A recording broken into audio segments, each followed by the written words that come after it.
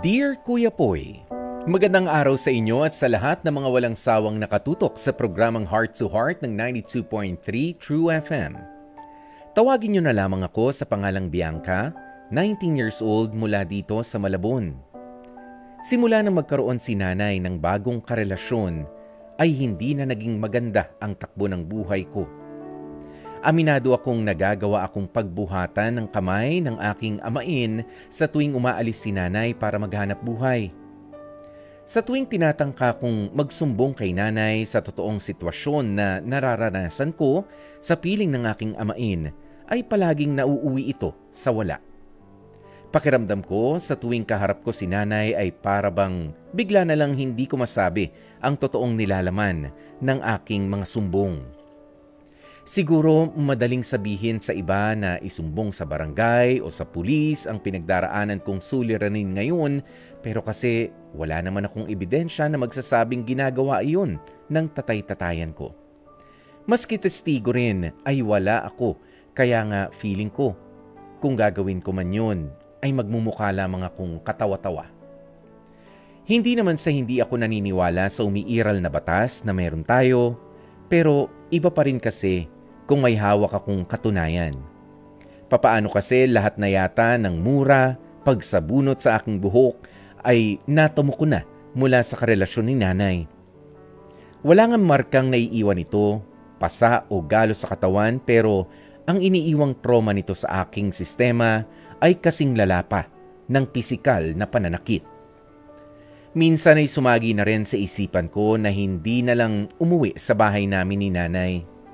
Pero ang ikinatatakot ko ay baka kay nanay naman nito ibunton ang galit niya sa akin. Madalas ko ring marinig sa amain ko na wala akong mararating sa buhay at wala rin daw akong kwentang tao. Dapat nga raw ay magpasalamat pa kami sa kanya dahil nagawa niya kaming pulutin ni nanay kahit alam niyang dating pamilyado na ang aking ina. Kuya Poy, hindi ko alam ang gagawin ko sa mga oras na to. Umaasa po ako na kahit papaano ay mabubuksan ang isipan ko sa mga payong inyong maibibigay sa kagaya kong nalilito na sa buhay. Hanggang dito na lamang ang aking storya. Maraming salamat.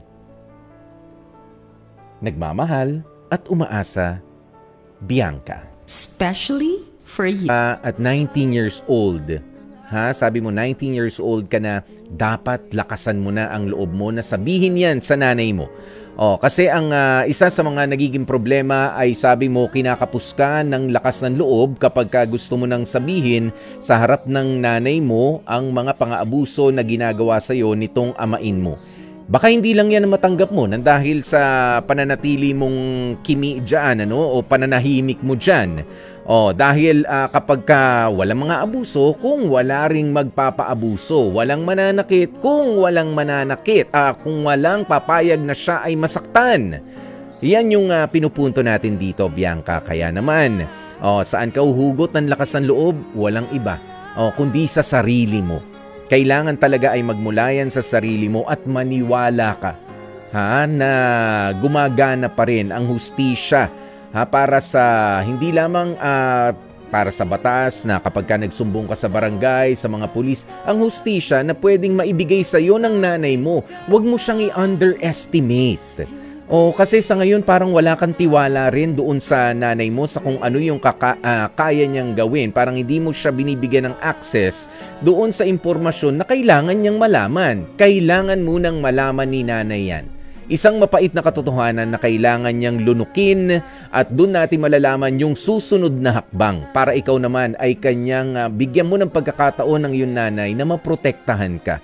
Dahil ako naniniwala kung matino naman mag-isip ang iyong nanay at iniisip talaga niya, nangunguna sa kanya yung welfare mo, yung kapakanan mo bilang kanyang anak, ay hindi ka pababayaan nito.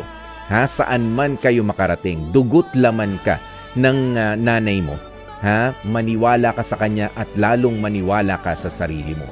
Ngayon, ang importante lang kung totoo ba yung mga akusasyon na yan.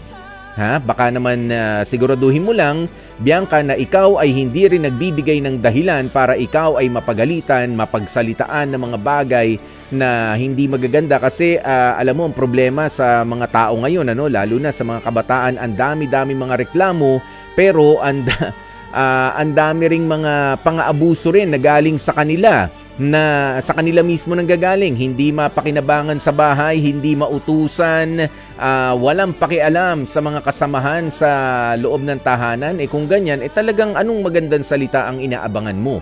Ha? Kung ginagawa mo na may pakipakinabang naman ng sarili mo sa loob ng inyong tahanan at hindi mo makita yung dahilan kung ba't ka kailangan pagsalitaan ng hindi maganda at pakitaan ng hindi maayos ng isang tao, that's the time.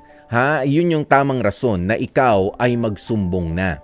Ayan, pero kung alam mo na meron ka rin pala talagang ginagawa na mali, meron ka mga hindi pagsunod na ginagawa at matigas din ang iyong ulo, magdalawang isip ka. Mas maganda, magbago ka, ha, para maging maganda rin ang pagtrato sa'yo ng ibang tao, Bianca. Pero kung sa tingin mo, ikaw nga ay naabuso, sabihin mo yan, lakasan mo ang loob mo, sabihin mo na sa nanay mo, siya ang makatulong sa'yo.